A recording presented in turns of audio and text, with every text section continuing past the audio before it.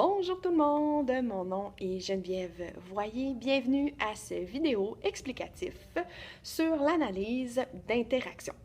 Ce premier vidéo explicatif se veut une vidéo pour laquelle nous allons regarder ensemble les composantes de l'analyse d'interaction, mais également, dans le fond, quelle est son utilité lorsque nous sommes en relation d'aide auprès des patients familles. Pour pouvoir bien suivre cette vidéo, il est important que vous ayez en votre possession en ce moment papier, crayon.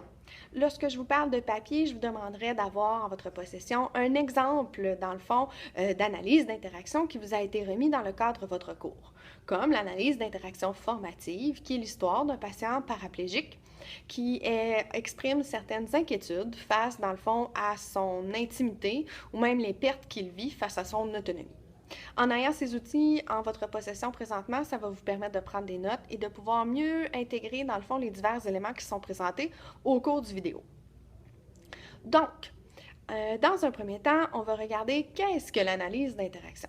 L'analyse d'interaction, c'est simple, c'est un outil de travail qu'on utilise, dans le fond, qui nous permet de relater 5 séquences, soit 5 moments d'interaction avec le patient famille. À l'intérieur de ces 5 séquences-là, on porte un regard sur les attitudes, les techniques de relation d'aide pour pouvoir voir si les effets que nous allons voulu rencontrer, soit si nos objectifs, ont été atteints. On voit donc, dans le fond, si ce qu'on a dit ou ce qu'on a fait a été bénéfique, puis a permis, dans le fond, de poursuivre la relation d'aide, ou on a plutôt dit ou fait quelque chose, dans le fond, qui a contré ou qui a, dans le fond, freiné, dans le fond, nos communications thérapeutiques. Toutefois, pour pouvoir bien analyser une relation d'aide, on va avoir en premier lieu, au sein de l'analyse d'interaction, une mise en contexte. C'est souvent ça qu'on va retrouver dans la première page de cet outil de travail. Par la suite, on va retrouver dans le fond diverses composantes, soit dans le fond ce que le patient dit, ce que le patient fait, ce que l'infirmière dit, ce que l'infirmière fait. Et on va porter un regard critique sur ce que nous avons effectué. À la fin, nous allons porter un regard davantage sur nos attitudes non-verbales, soit notre FOPID, ainsi que les pensées que nous avons eues au cours de la relation d'aide. Donc, simplement, c'est une analyse critique de notre performance en relation d'aide. C'est quelque chose qui va être utilisé tout au cours de votre cours en partenariat de soins, dans divers moments d'évaluation, mais également tout au cours de votre pratique, de votre cursus scolaire en soins infirmiers. C'est une préparation, par exemple, à vos analyses d'interaction lorsque vous serez dans le cours de santé mentale. Donc, quand on regarde l'analyse d'interaction, cet outil de travail-là qui permet d'évaluer l'efficacité de nos communications, on va retrouver, dans le fond, dans la première page du document, une mise en contexte. Cette mise en contexte-là va nous parler, dans le fond, des événements qui ont précédé l'entretien ou même, dans le fond, du contexte de celui-ci. C'était qui le patient? C'était quoi son diagnostic? Est-ce que c'était une rencontre formelle ou informelle? Est-ce que la famille était présente? On était à quel moment de la journée? Ou ça peut être également, est-ce que vous avez rencontré le patient à sa demande ou c'est vous qui avez initié, dans le fond, la communication avec celui-ci parce que vous avez constaté que le patient pleurait? Donc, par la suite, on va retrouver, dans le fond, dans une analyse d'interaction aussi, à quel moment ou à quelle phase de la relation d'aide on se trouve. Est-ce qu'on se retrouve, dans le fond, dans la phase d'introduction, soit le moment où est-ce qu'on établit le lien de confiance avec le patient, dans la phase de travail, soit l'exploration du problème, sa synthèse ou même la recherche de solutions, ou on se retrouve plus en fin de relation, soit le moment où on conclut, dans le fond, l'entretien avec notre patient-famille.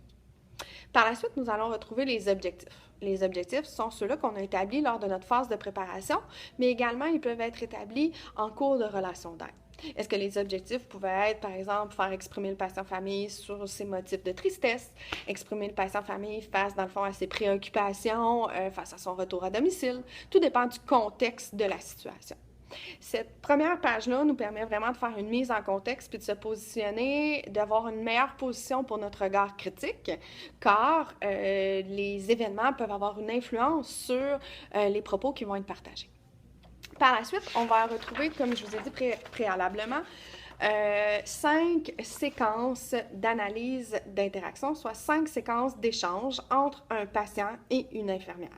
Quand je parle de séquence, je parle donc autant dans ce que le patient dit, ce que le patient fait, ce que l'infirmière dit et ce que l'infirmière fait. Nous allons retrouver au milieu de celle-ci aussi qu'est-ce que j'ai pensé moi comme infirmière par rapport aux propos ou au comportement du patient-famille.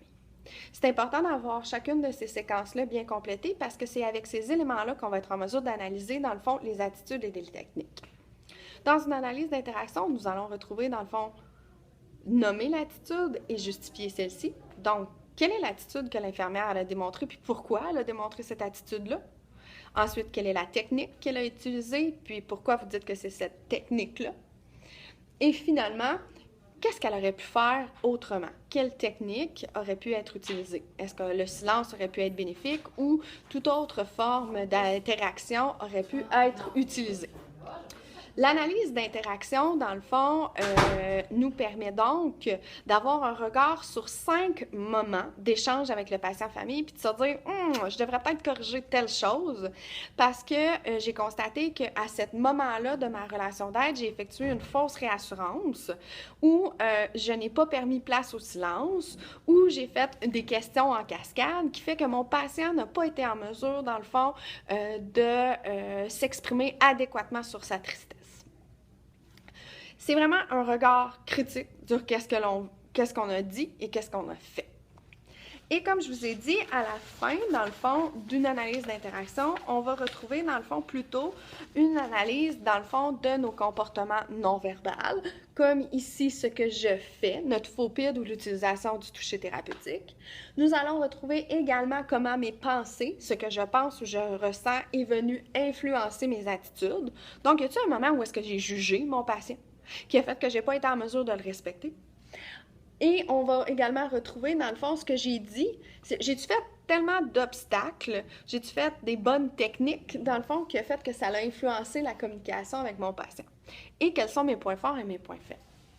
Donc, dans les prochaines semaines, vous serez amené à analyser une séquence d'interaction qui a été complétée par moi et Suzy. Donc, vous avez déjà des séquences qui ont été déjà définies. Vous avez déjà donc le verbatim entre une infirmière et un patient et vous devrez être en mesure de nommer, dans le fond, les techniques, les attitudes, de savoir si les techniques utilisées sont adéquates ou non, puis qu'est-ce que vous auriez fait, vous, autrement, de critiquer celle-ci, dans le fond, et de porter un regard tant sur le faux PID qui a été utilisé par l'infirmière, ainsi que l'influence de ses pensées et ses sentiments sur son comportement en relation d'aide. En somme, c'est pas mal ça pour l'outil d'analyse d'interaction. Dans les prochaines séquences vidéo, nous vous expliquerons dans le fond comment mieux interpréter, comment mieux dans le fond analyser une attitude en relation d'aide et comment analyser adéquatement les techniques de relation d'aide. Espérant que cette vidéo vous permettra dans le fond de mieux comprendre c'est quoi l'analyse d'interaction. Bonne continuité et bon travail. Au revoir!